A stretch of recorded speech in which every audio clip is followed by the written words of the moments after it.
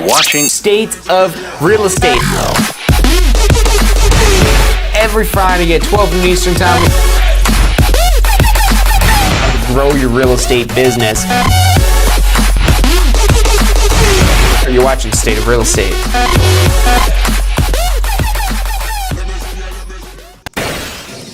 Hello and welcome to this week's episode of State of Real Estate. My name is Jon Carissimo and the show is brought to you by the Tampa School of Real Estate. Every Friday, 12 noon Eastern Time, we're here to help you understand the real estate industry, to help you better prepare yourself for a career in real estate or enhance that career in real estate that you might already be on the path of. And what we're talking about today is probably the most exciting topic in real estate, which is commissions. And something that people are worried about, the change involved with commissions.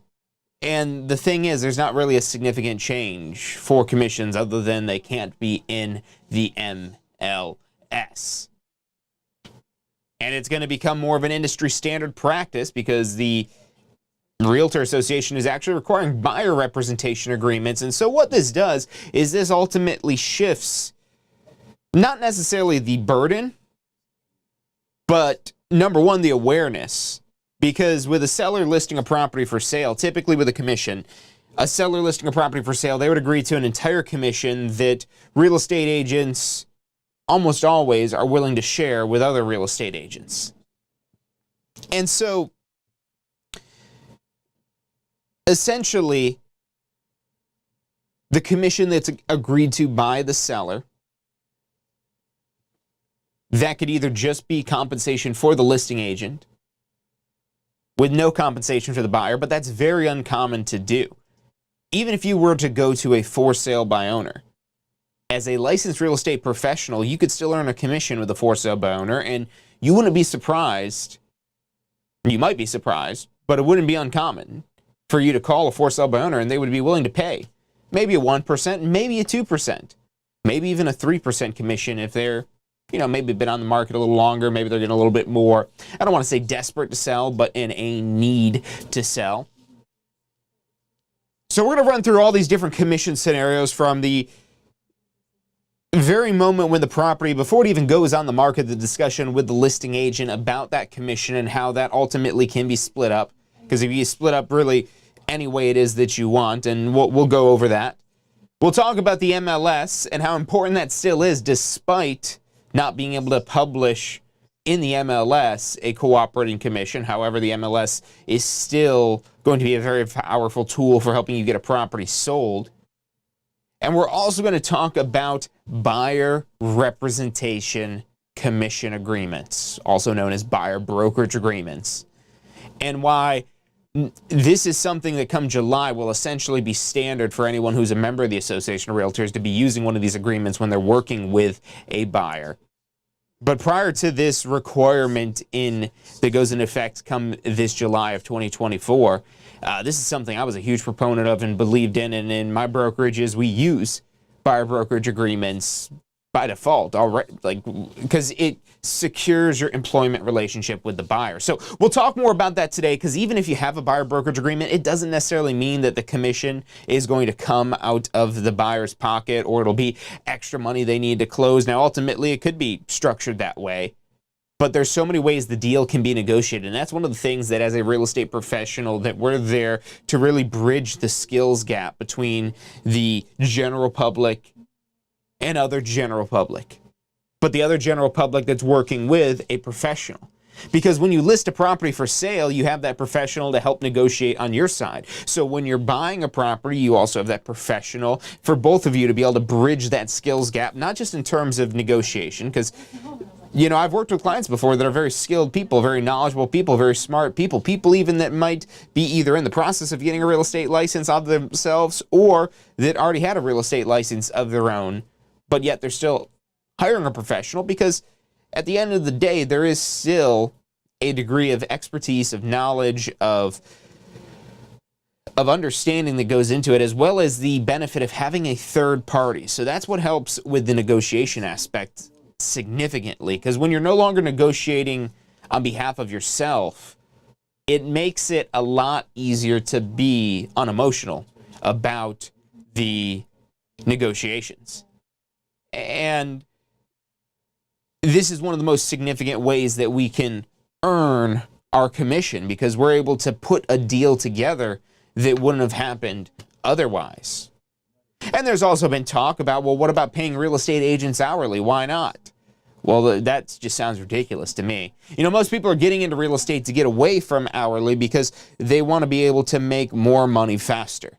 And that's where people come at realtors with torches and pitchforks. Like, oh, you make too much money, or we don't want to pay whatever commission it is you're asking for. We want to negotiate a lower commission, because they don't understand that value it is that you're providing to earn the commission. And so that's ultimately what makes earning commissions significantly easier, is when you can exceed the amount that you're charging in the form of commission or otherwise with the value it is that you provide.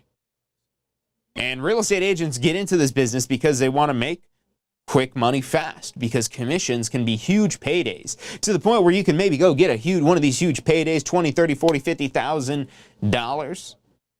You know, we talk about commercial real estate transactions, or even just multi-million-dollar homes, and you could be dealing easily into commissions of hundreds of thousands of dollars per transaction.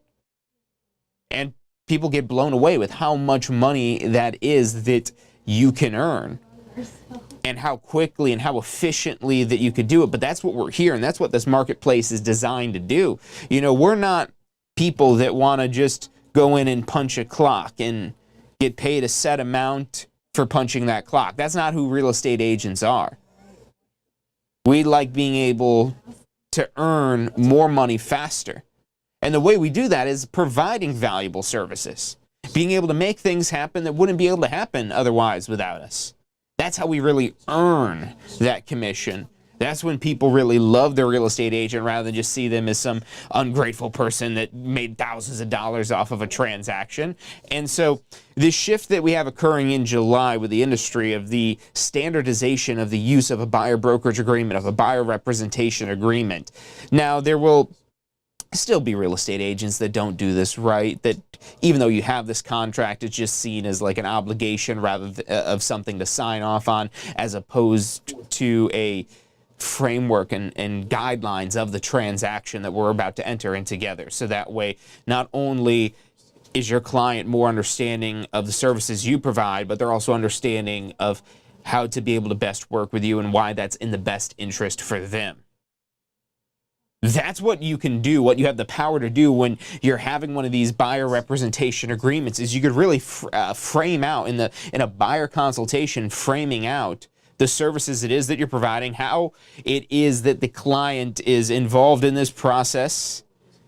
And again, at the end of the day, not how it's best for you as the professional or as the brokerage or as the industry or whatever it is, but how this is most applicable and valuable to the client that's right there in front of you. When you could translate things to that language, it makes earning commission significantly easier. Now, you might have some questions today about commissions, so what I want to go ahead and do is I'm going to share this link for you, because I know we have some people watching over on Instagram, YouTube, Facebook, all over the place. But if you want to participate in the main chat and ask any questions about commissions or share any insights of your own with the community of everybody watching today, as well as I think we do have recordings available of all of these live streams that we do.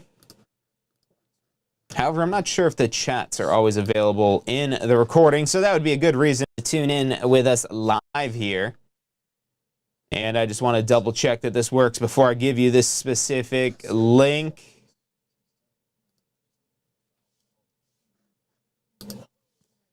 All right, let's test it here. tsre.us/live. Boom, perfect. tsre.us/live. We're going to go ahead and put that on the board here. So again, if you're watching over on YouTube, on Instagram, because it's doing it tall, and you're like, John, I can't see you, or I can't see the full board, well, come on down to tsre.us/live. and say hello in the chat. Let us know where you're tuning in from.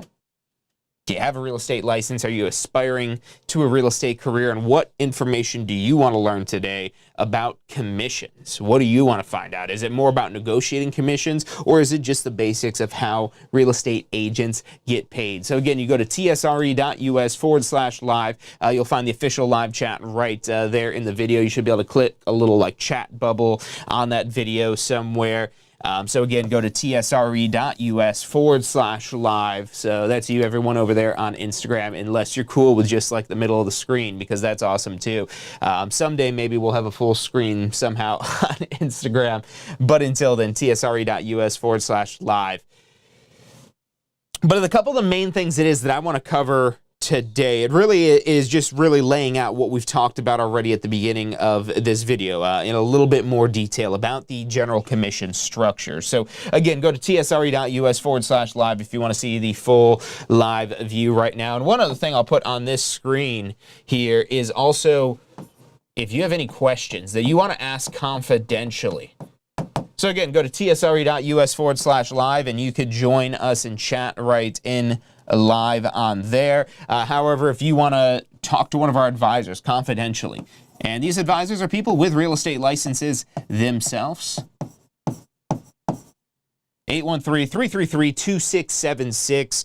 We get you connected with whoever it is you need to talk to if we don't have the answers to your questions ourselves. What in most cases, especially as it relates to a real estate career, the education that's needed, and the possibilities going on thereafter. 813-333-2676. We also have some exciting new updates coming for all of our current alumni as well as future students. Something that's going to be available to you that really helps bridge a lot more of the gap once you have your real estate license to really finding the best brokerage it is for you. So a little bit of a revamp on something that we've done before. So stay tuned for that, because we've got exciting updates to come for that to again help you as an agent fast track your success. That's why we're here every single Friday, 12 noon. We're trying to take time out of the equation. You could figure out real estate on your own, absolutely, but it takes a lot longer, and it's usually more painful. And painful financially, painful in terms of wasting time, painful in terms of feeling like there could have been a better way. And the key to fast-tracking that better way is the right information. Not necessarily more information. That's something that I learned at a certain point. I don't remember exactly when.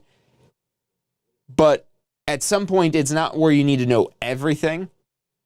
It's about knowing certain things and knowing the right version of the information that's most applicable, that works in the most efficient way. So one other thing I'll plug about Tampa School Real Estate, then we'll talk about commissions, is right now, use promo code COACH. That's expiring this weekend. So any courses on TampaSchoolRealEstate.com, on TSRE.us, and our whole catalog, promo code COACH. That's going to get you a little bit of an extra discount at checkout. We've got great promotions going on right now on just the tuition for our on-demand courses, our live courses, as well as the packages available. And this promo code will get you an extra discount. And one other deal we've got is that you buy anything, even just continuing education, we're actually going to include 1 year of coaching.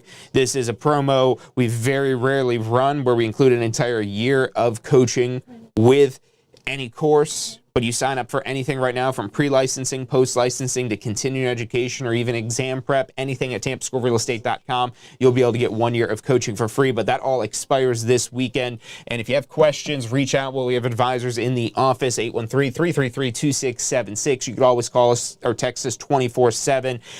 But I urge you to call today because of this promo that we've got running. And again, we've got our advisors in the office today to be able to answer your more detailed questions and help you out in any way it is that they can.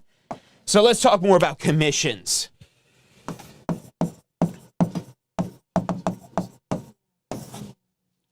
So for any home that ultimately gets sold, in order for it to be sold, there must be a seller.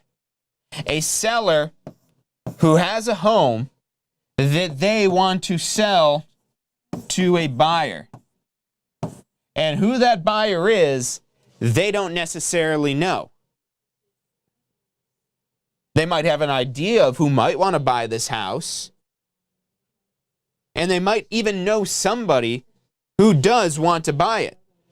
So very often you'll have people that own a home that don't understand the gold mine that they're sitting on.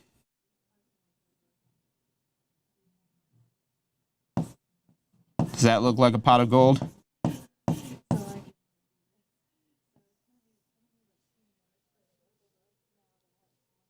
And so this pot of gold typically is what's known as equity. Let's see, I think I can get a smaller marker here.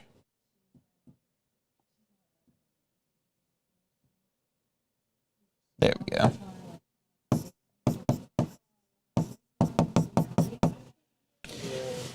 So that equity is the money that they have sitting in their home. And that equity is the money that not only that they are able to walk away with, but is also what's used primarily to pay the closing cost. The expenses of the sale. Because even if this seller, so something that you've probably seen tons of billboards for, you maybe even seen like some courses online teaching you how to do this, of being an investor that wants to buy houses that might not even be in the best condition. And, you know, taking a step back from the commission discussion for a moment here, sometimes it might make sense for a seller to sell to one of these investors, especially if the property is in poor condition and needs significant repairs. Because if it's in very poor condition and needs significant repairs, it's going to be difficult for most retail buyers to be able to envision past all the defects. It's sometimes hard for a retail buyer to even see past paint sometimes, let alone, say, a hole in the roof or something crazy like that. So in more extreme circumstances with poor condition properties, that's where it might make more sense for a seller to be able to do one of these more off-market type of deals where they're calling one of the phone numbers on a billboard, or they're going to offerformyhouse.com or whatever website it may be that they saw that they got an ad for, or whoever, or maybe it's one of these investors that just randomly cold calls people or sends out postcards, or some way, somehow they find out that, oh, somebody wants to buy my home. But the people that are doing this outreach, that are saying, hey, I want to buy your home, we'll give you a cash offer, we could close in 10 days, so on and so forth, they're doing so because they're trying to buy below market value. There's a saying in investing in real estate.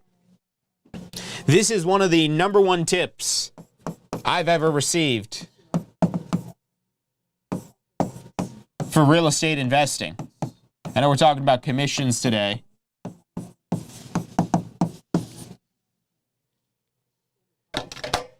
But the number one tip of real estate investing is profit on the buy.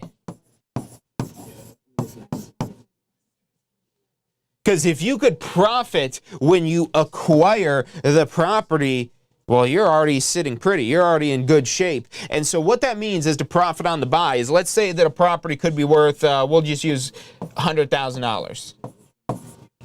And there's something they call in the investing world after repair value, or essentially just the market value of a marketable property that's been repaired. And let's say that that would be $100,000, but let's say the property is in poor condition. And so if we could acquire this property in poor condition for, we'll say, $60,000,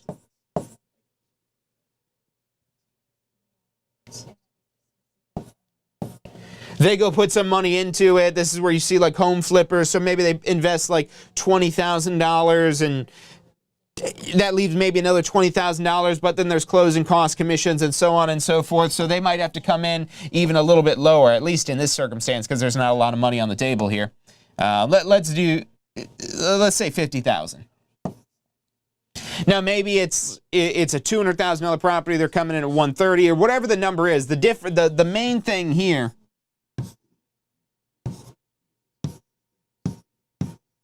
There's a gap. And this gap is the potential profit. So if they could acquire this property for $50,000, there's $50,000 of potential profit there. And sometimes they'll even turn around and flip these properties without even doing any repairs to them. Maybe it's just minor repairs, maybe it's just paint, maybe it's a few $1,000s, and they're able to make great money on this here. But the point being is that is what these investors are typically doing. They're trying to profit on the buy. Now, in recent years, especially as the market has become more competitive, so have investors. Investors have also gotten more competitive to where we've seen some unbelievable cash investor offers over the last couple of years, more so than we had ever seen in the past. But that was because of the dynamics of the market, of the velocity and the speed of the market, where things were selling very quickly. There was low supply, high demand. But now in a market that's more of a normal market like we see now, even though interest rates are high, we're still kind of in the normal range, leaning a little bit more into a buyer's market now. But the point being is there's always market cycles. There's always market cycles that go on. You learn about this in your post-licensing. They look somehow like this. This is how you learn about it in the textbook, and these usually have some sort of inversion to them depending on what's going on in the greater scale of the monetary system. But you basically have the cycles of supply.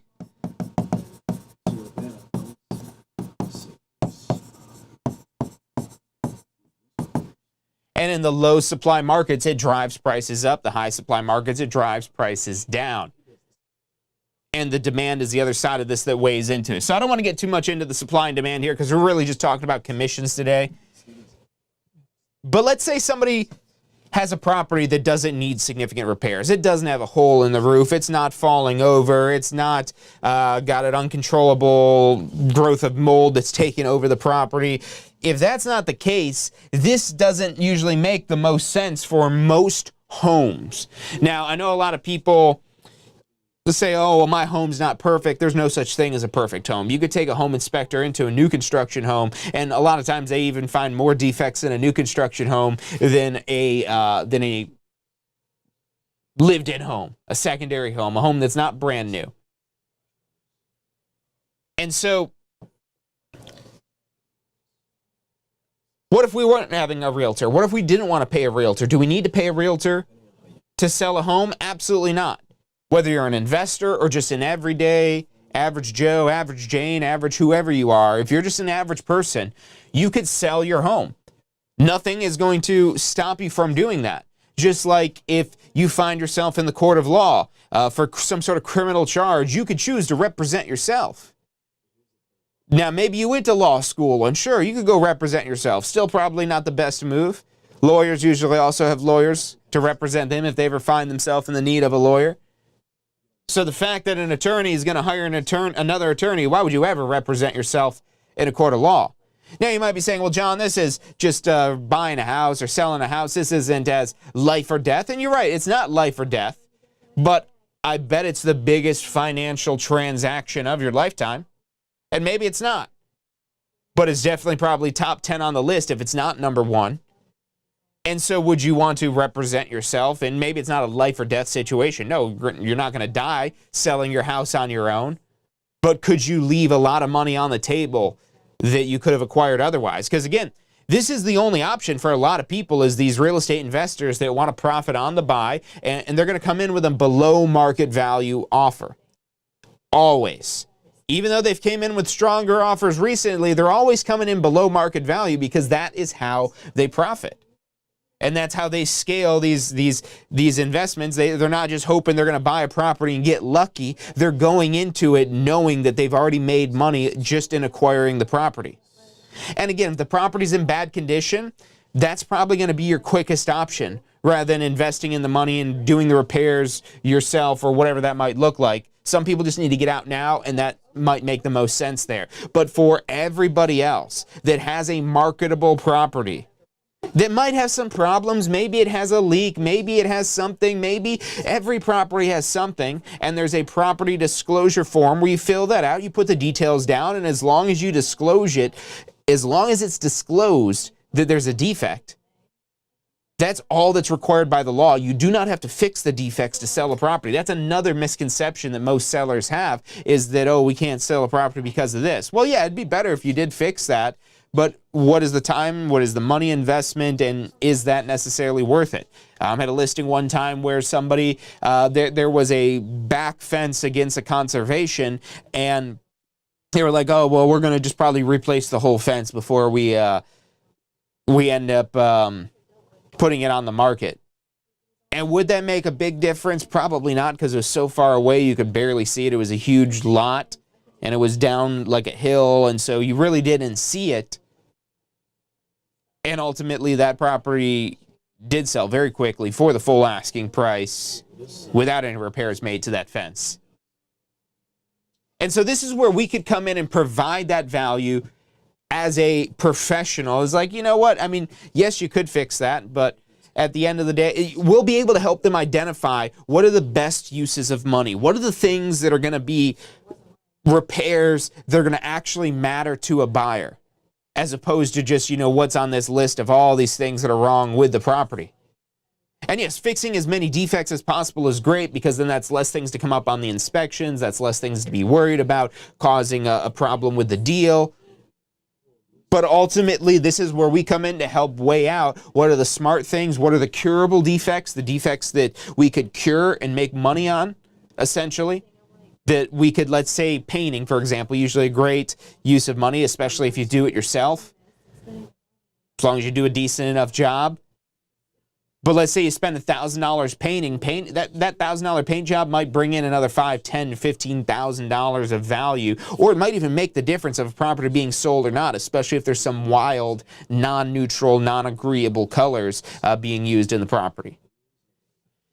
And so this advice, this guidance, the marketing of the property to not just find one buyer, but the marketing to every potential buyer, so that way we could get as many offers as possible and effectively maximize the amount of equity, the amount of money that the seller's able to walk away with, because we expose it to the greatest audience.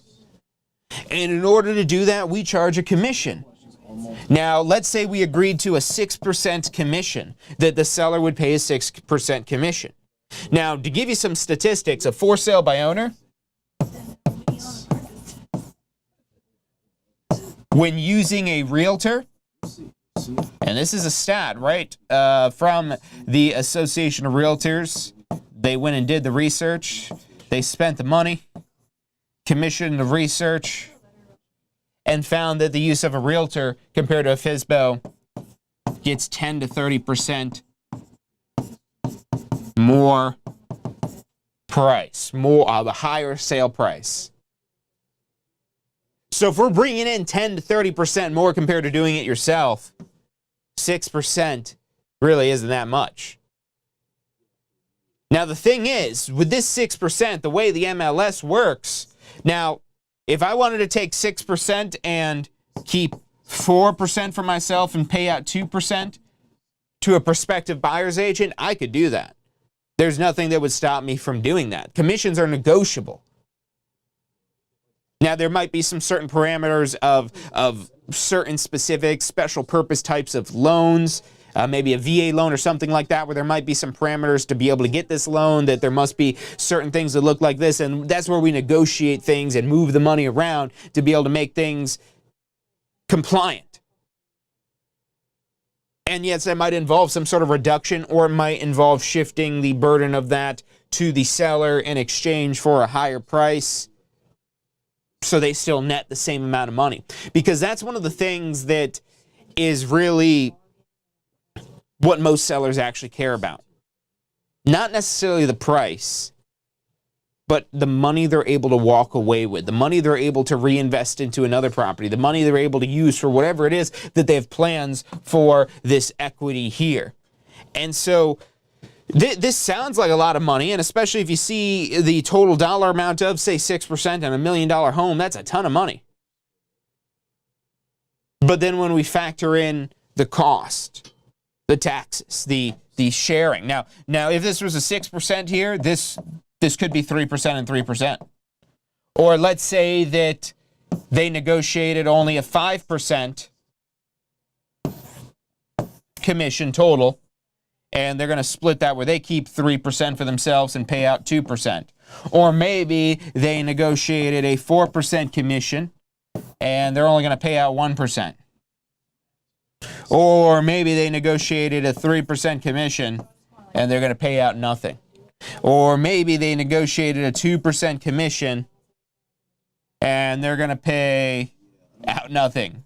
Or maybe you could split this up however. If you want to take the 2% and give out 0.5%, sure, you could do that. Ultimately, the agreement for how this split works, what it's going to be, which option. Now, there's not like check boxes like this, but how you basically fill in the blanks on the contract, that's in the listing agreement for how that seller's agreed commission is going to be used. And now, why would we offer a cooperating commission? Why would that be something we want to do? Well, let me ask you this, Mr. Seller, Mrs. Seller. If you were a real estate agent working with a buyer, would you rather sell a home that offers a commission or a home that doesn't offer a commission? If you were the buyers working with that realtor that have signed an agreement to pay 3% for an agent, would they rather buy your home that offers no cooperating commission, so they're having to absorb that burden themselves? Or would you rather you offer whatever percent, maybe we increase the price a little bit more? Because again, at the end of the day, when we're making these negotiations with the seller in our listing appointment and ultimately agreeing upon what is the listing price going to be, we're using something called a net sheet. And most title companies have some sort of online net sheet calculator. If you've already taken your pre-licensing course, you might remember doing things like the stamp taxes, the transfer taxes, those types of things. That's all done and calculated for you. You pop in the address, maybe you put in a few details like what would be the commission rate, what would be maybe other things, mortgage payments, that the outstanding loan balance on the property, other things like that. You plug that all in, and it gives you a bottom line number, an estimated seller's net proceeds.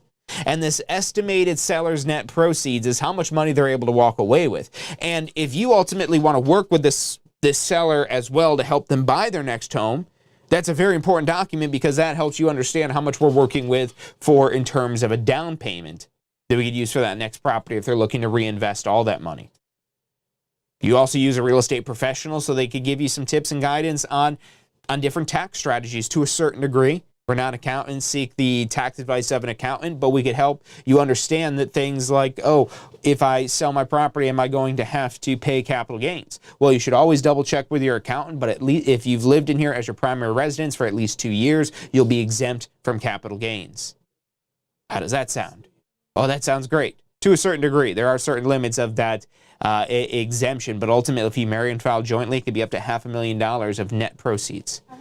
So if they don't want to reinvest that money, great. But if you do want to reinvest that money, I can't give you the full details on this because it's ultimately, I mean, if you decide to do this, there'll be a whole team of people. It's usually just maybe a few $1,000s depending on the sale prices of the homes, but essentially a team of attorneys and other advisors will do something called a 1031 exchange. And they take the money from this property and they hold it to be able to reinvest that money for you into the next property, and doing that allows you to defer any capital gains taxes. And you can do that even on an investment property or a property that somebody hasn't lived in for at least 2 years. Now, again, you should always defer to the true professionals in these fields, the accountants, the 1031 exchange companies. But at the end of the day, you're the connector. You're the one that helps make the dreams become a reality and say, oh, we get them connected with the title company, to the lenders, to all these different people, the inspectors, the the various different types of inspectors, not just one type of inspection. There's mold inspectors, termite inspectors, all kinds of different insurance agents, alarm companies for when they move in, they want to get an alarm system. All these different people, we can help connect them to that and help make this journey a very smooth one, a very predictable one to a certain degree, because when we're able to help foresee potential obstacles, we can help prepare for them best in advance. And then that way, when the obstacles happen, we're not in panic mode with what should we do. We've already got a plan for that. And these might be things we discuss about in our buyer consultation and follow-up appointments that, right, maybe before we go into a showing or anything like that, if, let's say, we're working on the buyer side. Now, the big thing that's been in the news recently that's kind of been misleading in terms of what's been in the news, because essentially whatever this cooperating commission would be over here, you would put it in the MLS. So that way all the other agents in the MLS would know, okay, yeah, we've got a commission that's paid. But here's the problem that was created is agents were not using buyer brokerage agreements. They were not being officially employed by their client. And so this led to a couple of problems that kind of resulted in this whole mess here. So at the end of the day, and the more I've thought about this, the more really, agents are themselves to blame for this here, because if you weren't using a buyer brokerage agreement, you're part of the problem. Because essentially, without using a buyer brokerage agreement, you mislead the buyer into thinking that you're working for free. You might even have seen some agents that talk about, hey, look, my services are free, no cost to you. And that's because the cost would essentially be built in through the MLS. And that not necessarily is untrue, but then what happens if they want to buy a for sale by owner? What happens if they want to buy a home from a builder? Now, builders often will pay a commission, no problem, but what if that one particular builder didn't pay a commission? Would you show them homes there?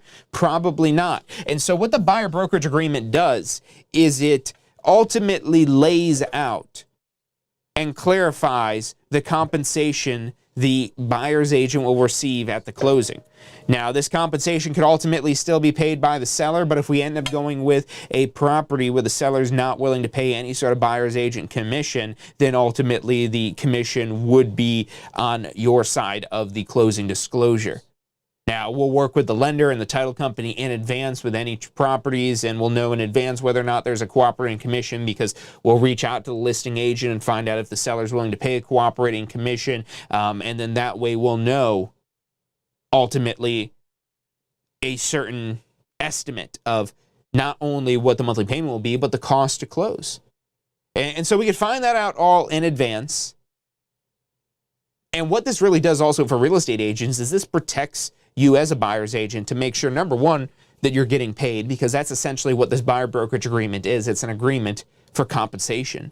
But again, more importantly, it really frames out the transaction, and it gives you the foundation and the platform to be able to speak to the guidelines of the transaction, of how they should be bringing anything about real estate to you, so that way you could work to your best ability on their behalf. It clarifies what you do and what you don't do, and that you could get them connected with all these other experts for things that are outside of your area of expertise, but they should still bring everything to you, because you want to be the conduit for everything, because the more information you have, the better you can serve your client.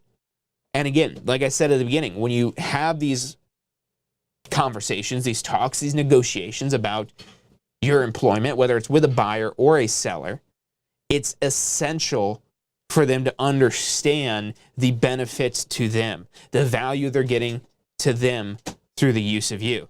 And that's what you can lay out and clarify in your buyer consultation, where you'll have them sign the buyer brokerage agreement to formalize your relationship.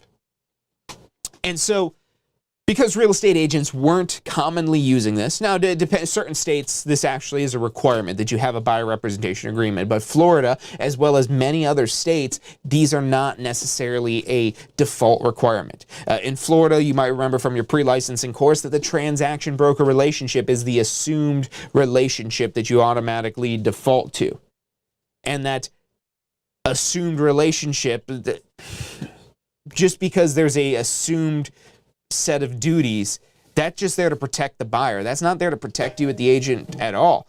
And not using a buyer brokerage agreement, it opens you up to not having a formal employment contract with this buyer, and it opens them up to being able to go talk to any real estate agent it is that's available, that's close, that's relevant. And then whoever gets the deal done gets a commission, which that's like the Wild West of doing real estate. And that's why a lot of agents would prefer listings and working with sellers. But instead, where you kind of, again, have that consultation, have that sit down, this is going to be a huge blow, I think, to the pay-per-lead services, because real estate's just being a gatekeeper to a property, that's pretty much going to be a thing of the past, with the use of these buyer brokerage agreements being standard. Because every time you work with a buyer, you'll have them sign off on this representation agreement. It's like, hey, I'd love to show you this property. We'll have to go sit down and go over this representation agreement first.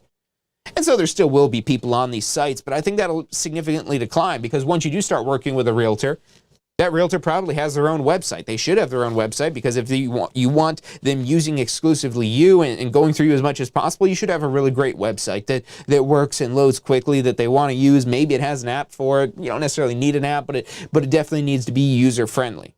They can still use all these other websites. Now, I'm not telling you not use Zillow or whatever these other places may be, but any properties you see on there, because we've already agreed to this buyer brokerage agreement right here, you don't have to worry about whether or not it's something in the MLS. I'm here to help you with whatever your property that you buy. I'm your advisor. I'm your agent. Agents are going to have these conversations now, because otherwise people aren't going to just sign off on some random contract. Oh, I want to see a house? Sure, let me sign a contract that I'm not going to read before I go see this house. No. They're going to be like, what am I signing? And they might not want to read it. So if you can't speak to what's in that agreement, if you can't break it down, if you can't paraphrase, if you can't make it make sense to why it's valuable to them, they're not going to sign it. And so again, what's very important is that you speak in their terms. You speak in a language that makes sense to them, that shows why you're a valuable asset to them. And then they understand that through signing off on this buyer brokerage agreement. And now you're going to have a much smoother transaction going forward. And this is going to really change the playing field of the dynamics between working with sellers and working with buyers, in terms of the buyers will become a little bit more preferable to work with if you get good at getting these agreements to be signed. Because this is really going to take this transaction and make it go a lot smoother, a lot easier. I'm not saying there won't still be problems, of course, and it might still be better at the end of the day working with a seller. But also, depending on the market you're in, if you're in a buyer's market versus a seller's market, yeah, even right now, it's still, especially in Florida, it's still great to have a listing, because the listings will still sell, because we still have low supply. It's just the demand is tapered off a little bit with high interest rates. But especially as those rates decrease, you'll see that demand increase, and that, again, because of the low supply, it really causes prices to go up. But in markets where we have high supply, and these will come again, because the market cycles in sometimes smaller cycles, sometimes in bigger cycles. At the end of the day, real estate always goes up in value. So don't let that confuse anything here. But throughout that going up in value, it does go up and go down. Not as quickly as the stock market. It's a lot slower paced and slower scale than the stock market, because real estate moves at a lot slower speed than the split-second trades that happen in the stock market. But you're still going to see these high supply times and low supply times. And so this is where it's really beneficial to be able to work well with both buyers and sellers. So that way, as the market shifts, you could shift your business. Because if you're used to your properties, your listings selling very quickly and turning them over quickly, as opposed to in a high supply market with long days on market, with lots of properties available for sale, what you'll see happen is listings sitting, and then it takes longer to get paid on the seller side. So there's benefits to being able to know how to work with both sides. And like I said, through the use of a buyer brokerage agreement, it's a lot more similar to using a listing contract with a seller, because you're laying out the what's going on, what's our agreement that you're making. You're really having a formal agreement instead of, oh, you want to look at a house? Well, yeah, I'm a realtor. I could show you a house. What value are you providing if that's the service you're getting from a realtor? And that's why people are mad that realtors make whatever the commission is that's agreed to in the MLS, if they kind of just show up and say, oh yeah, I could show you the house. Let me unlock the door for you here. I've got this special little key box thing that opens this special little box this only realtors have here. Let me go ahead and open this up for you. Go ahead and take a look. Let me know if you want to write it up. And maybe they do want to write it up. And we write it up, and they ask you a very legal, technical question. And you're like, oh, well, you'll have to talk to an attorney for that, which may be true. But they're looking for value from you, and because you just kind of rushed right into bed with them of a contract without having to work for it at all, they feel a little dirty about it. So a big part of succeeding with buyers in the future is really going to be getting in early on. Getting in early on, getting a buyer brokerage agreement, laying out the groundwork, holding their hand, helping them through. Where this is going to benefit people the most is a first-time home buyer. And yes, there's been arguments that this could hurt first-time home buyers in the terms of what if they are stuck with the burden of having to pay a commission. Well, essentially, the first-time home buyers are the people that need the services of a real estate professional really the most out of anybody. I still argue that even an investor is going to benefit from a real estate agent. But that could be more of an argument than, say, a first-time home buyer. Almost no one's going to argue that, oh, first-time home buyers don't need a real estate agent. Of course, they're the most in desperate need of a professional to guide them through, to show them how to make this happen. So I want to thank you all for tuning in to today's live stream about commissions. I hope this helps you understand more how because we've done tons of episodes before and just doing calculations for commissions, and that's the easiest math because it's really just a percentage of whatever the home sells for. Not necessarily what it's listed for, what it sells for. And the thing that's kind of been confusing is, oh, well, there's always an agreed split. Is it always 50-50? No, it could be anything. And it could be zero. There actually used to be a rule in the MLS that you had to have a commission, even if it's only just $1. And before that, it used to be $2. You had to put at least for a cooperating commission. But they recently updated it to where it's, no, you don't even have to put a commission in. And now, come July, they're like, no, even if you wanted to put a commission in, you won't be able to.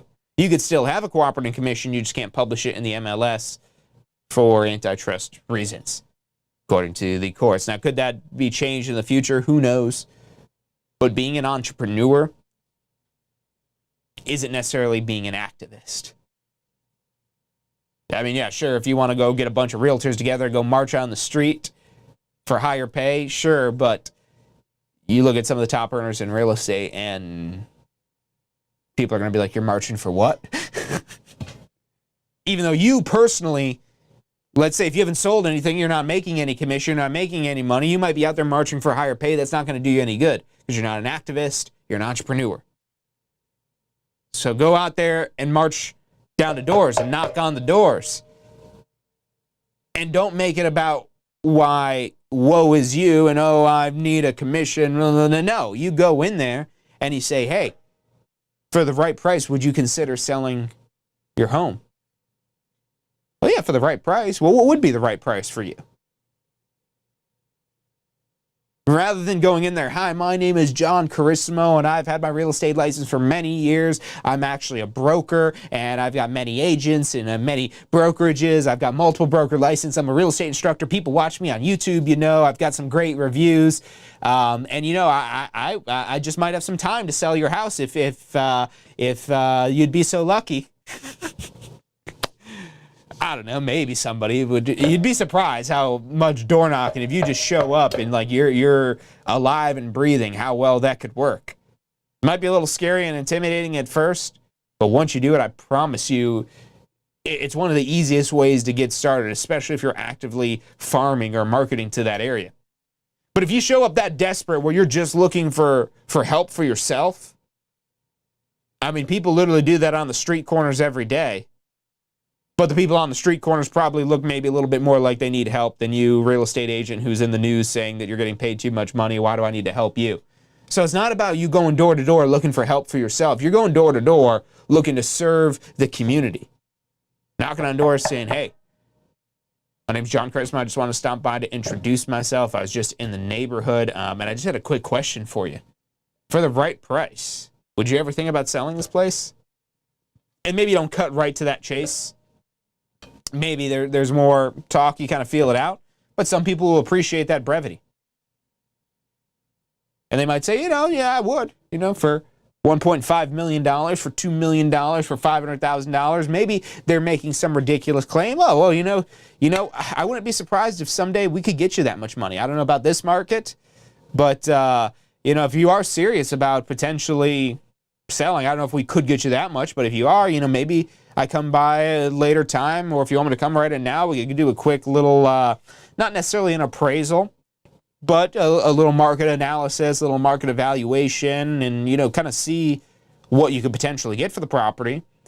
And they might talk about, well, we want to paint. Well, oh, that's fantastic. Paint's probably one of the best things you could do. If you don't mind me asking, what are some of the other things you're planning on doing for the property? I could give you some insight on if it's something that buyers would really go crazy for or not. And now you're providing value before they're even thinking about listing a property for sale. Now, you might take the same concept of knocking doors for buyers. You might be knocking doors on apartment communities, saying, hey, I'm just out. And I did this actually when I first got started out in real estate. I was looking to go pick up some first-time home buyers. One of the things I did learn, though, is first-time home buyers are also some of the most difficult buyers because, again, they're most in desperate need of a real estate professional. So the burden falls a lot more on you, which as a new real estate agent, it can be difficult if you're both brand new to real estate. So that might be where, again, you kind of readjust and realign where it is you could be most beneficial. I think it was an investor, actually, where I got my first deal. Just a little investor, like flip property that wasn't much money, but it was something. It was something to get me started. It was something to get me going. It was something to get me experience. It was something to get me a little bit more confident, and I was able to leverage that into doing much more and being much more confident, to the point where now, again, I sit before you today with multiple broker licenses with tons of agents that are out there doing real estate today. But anyways, if you're looking for help, if you're looking for guidance, if you're looking to get your questions answered, I'm going to put this phone number as well as these promo codes here up on the screen one last time. You go back and watch the replay for the next week right here at this link, tsre.us/live. So if anybody is still over on Instagram, just been listening in, and you want to see the full screen recording, tsre.us/live for the next week will get you there. If you buy anything at tsre.us, use promo code COACH this weekend. It's the last weekend for it. This is the last chance to get this, and it's a pretty significant additional discount that you get at the checkout. So when you go to checkout, there's a little thing for a promo code right before you put in like your credit card. Put in that promo code COACH right there, and that's going to get you a significant extra discount on whatever you're signing up for. I believe that works for pretty much anything. I think maybe not gift cards, but pretty much everything else in the store, that should get you an extra discount on, and you'll also get 1 year of coaching. So whatever your questions are, whether it's about commission, whether it's about the real estate exam, it could be about getting started, getting your first broker, getting your first deal, completing your renewal requirements, whatever info you need. Every single Wednesday, we do a live coaching call, and we record these and have these recordings available. You get 1 year of access to this for 365 days to all the recordings, as well as the live calls where you come on and ask the questions that are really making you wonder and that you want to understand more about anything related to real estate. We'll include that 1 year of Ask the Instructor coaching for free right now if you sign up for anything. So literally, it's a better deal if you wanted to get this coaching rather than just buying it itself. Go buy it with something else, because the value, I think it's like $300 to sign up for the full year of the coaching, and you get that for free, even if you just buy like the continuing education course, which is I think like $35, $40 for the continuing education, and even cheaper when you use that promo code COACH. So get signed up today. If you have any questions, we still have advisors in the office. We'll have a little bit more limited hours for the advisors this weekend, but we always have people available to answer the phones 24/7, and you can always text into us at 813-333-2676. Again, that's 813-333-2676. Thank you all again for joining in. Happy Easter to all of you that are celebrating that this weekend. Everyone else, have a great, fantastic weekend as well. Until next Friday, go out there and make it your best. Try to use this information as much as you possibly can, as much as you get to integrate this. If that means you getting signed up, reach out to us. We'd love to help you out with that. If that means you understanding a little bit more about the buyer brokerage agreement, there's even trainings that we've done recently on that. So reach out to us with anything it is that we could help you out with. We'd love to help you advance your real estate career. We're the highest rated real estate school here in Florida, so we have a lot of experience in helping people become success stories. We'd love to help you become our next success story. So anyway, we could help you out. 813-333-2676. That's about all the time we've got for today's show. We'll be back next Friday. Until then, again, have a great weekend. Have a happy Easter, and I'll see you next Friday.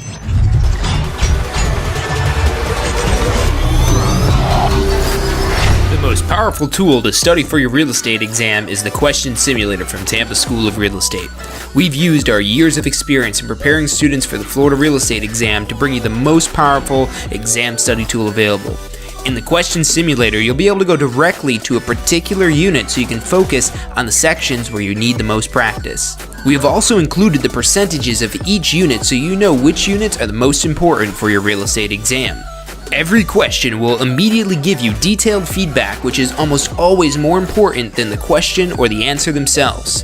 After completing all the questions in a particular unit, you can go through question by question and review any that you've gotten wrong. You could also print out a report at the end of each quiz. The Question Simulator from Tampa School of Real Estate is 100% mobile compatible, so you can practice with test questions anywhere you have your phone with you. Enroll now at questionsimulator.com and get ready to pass your exam.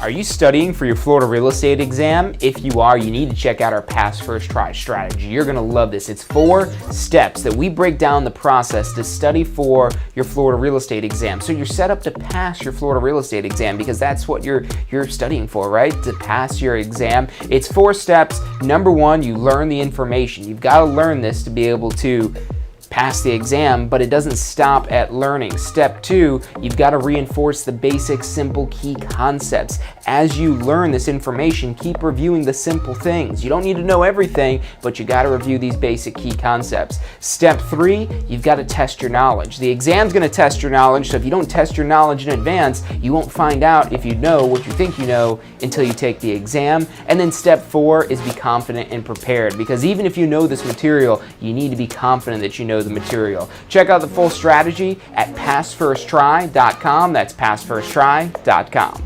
Now more than ever, it's crucial that you have the right coaching and information to guide your real estate career. In the most dynamic real estate market in history, with new changes that are either going to create immense opportunities or create immense obstacles for your business. So to help you navigate around this is why we created Ask the Instructor. And that's also why for a very limited time, we're going to include 1 year, 365 days of Ask the Instructor coaching calls. These are every single week. We're going to include that for free with any registration. So whether you just need continuing education, you're post-licensing, you're getting your broker license, or you're just getting started with your real estate sales associate license, any registration for a limited time, you'll get free Ask the Instructor coaching calls for 1 year, as well as access to not just the current recordings, but all past recordings as well. You could bring any real estate question, whether it's something about the exam or something about the NAR settlements that have been occurring and how that's going to change the entire real estate industry. You got to have the right information if you want to stay ahead of everything that goes on in the real estate market. So register today. Again, whether you need the continuing education, post-licensing to get your broker license, or you're just getting started with your real estate license, register today and take advantage of this special offer we're offering of 1 year of Ask the Instructor coaching calls included, absolutely free. So get signed up now, and I'll see you on the call. Have you been thinking about getting your Florida real estate license? Look, the process is probably easier than you think. We break it down step by step, how much it's going to cost, what it is that you need to do to get your Florida real estate license. Find out all of that and more at licensefl.com. Again, that's licensefl.com.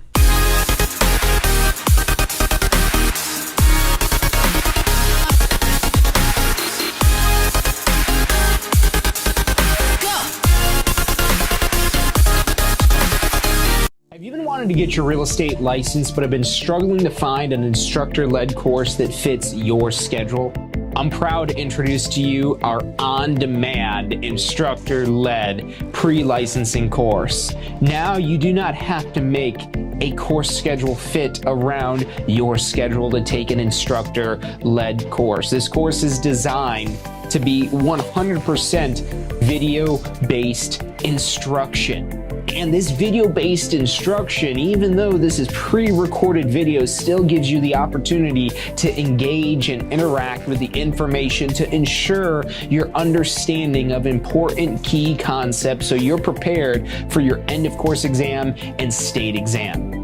My name is Jon Carissimo, and I'll be your instructor in this course. And I've been with the Tampa School of Real Estate for several years now and have helped personally thousands of people going through the licensing process. I'm excited to be your instructor throughout this course. Now, as you're going through the course, if you need help, we're just a click away. In the corner, you'll see a little yellow chat bubble where you can message our student support team, where you'll be able to get in touch with our team of licensed support professionals that have sales associate licenses, broker licenses, and instructor licenses as well. So you don't have just one instructor, you have a whole team of people from the Tampa School of Real Estate to help keep you on track, to help keep you in the important information, and to help keep you moving closer towards building your real estate career, getting it off the ground, and being able to go out there to join a broker, to activate your license, and start earning commissions. All of that is possible and so much more.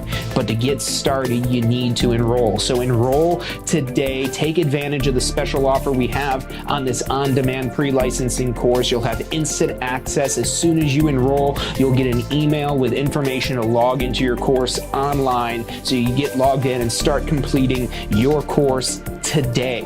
You don't have to wait until the class starts. The class is already there waiting for you. So take action today and let's start building your real estate empire.